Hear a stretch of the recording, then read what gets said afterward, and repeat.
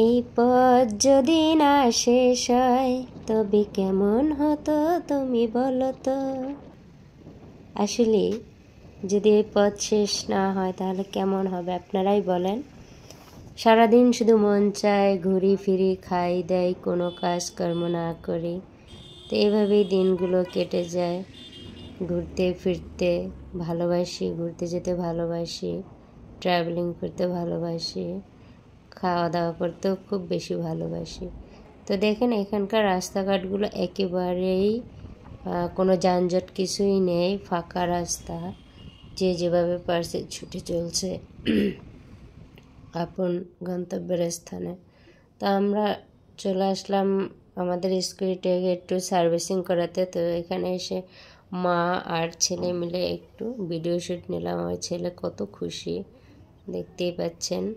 তারপরে চলে গেলাম একটা রেস্টুরেন্টে খাবারের জন্য, দুপুরের বলতে পারেন দুপুরের খাবারই।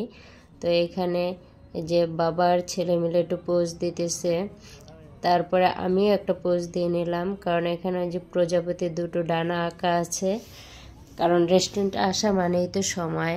তো অর্ডার করে এখানে সময় কাটানোর জন্য সবাই সেলফি তুলছে, ভিডিও বানাচ্ছে, এইসব আর কি করে বেড়াচ্ছে।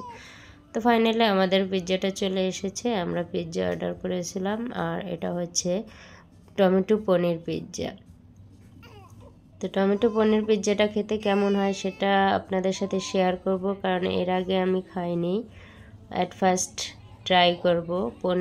পনির খেয়েছি, বাট পনির পিৎজা খাওয়া হয়নি।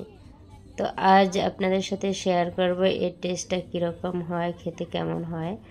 তো পিৎজাটা আমি হাতে নিয়ে একটু দেখলাম, আর আমার ছেলেটা নেওয়ার জন্য হাত বাড়াচ্ছে।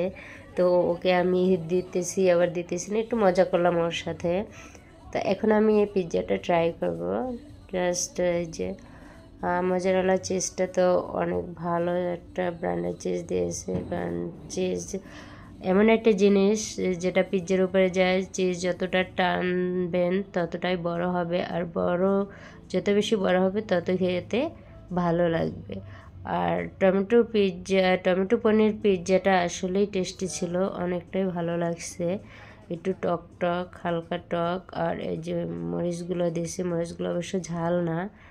তো যাই হোক, আমি আমার ছেলেকেও খাওয়াই দিলাম, কারণ আমরা যে খাবারগুলো খাই চেষ্টা করি আমার ছেলের মুখেও একটু হলো দেওয়ার জন্য, কারণ ওকেও অভ্যস্ত করতে হবে সব কিছু খাবারের প্রতি, যেন কোনো খাবারের প্রতি অনীহা না থাকে। তো এরপরে ছেলের বাবা খেয়ে নিচ্ছে, সেও খেয়ে বলল যে না, পিৎজাটা রিজনেবল প্রাইজের ভিতরে ভালোই ছিল, খেতে অসাধারণ লাগছে। আর পিৎজার সাথে আমরা নিয়েছিলাম একটা কোকাকোলা। সর্বশেষ করে আমাদের খাওয়া দাওয়া শেষ হয়ে গেছে। খাওয়া দাওয়া শেষ করে আমরা একটু বসে ভিডিও নিলাম, ছেলেটা বসে আছে। তো ফাইনালি আপনাদের এই যে পুরো রেস্টুরেন্টটা একটু হালকা ঘুরিয়ে দেখাচ্ছি, আর ওনারা খাবারটা আমাদের সামনেই রেডি করে দেয়। আর এখন আমরা চলে যাচ্ছি বাসায় গোধূলি বেলায়। খুব মজা করলাম, আড্ডা দিলাম।